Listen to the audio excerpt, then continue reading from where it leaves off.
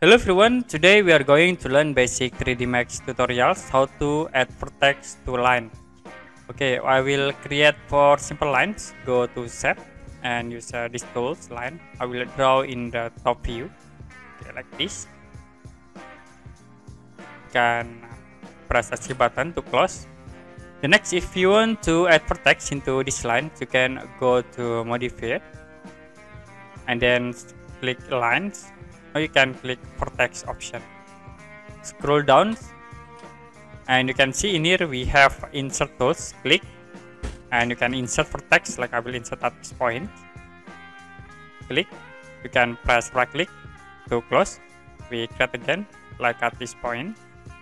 Right click to close, and then I will create at this point. You can click to this point and right click to close.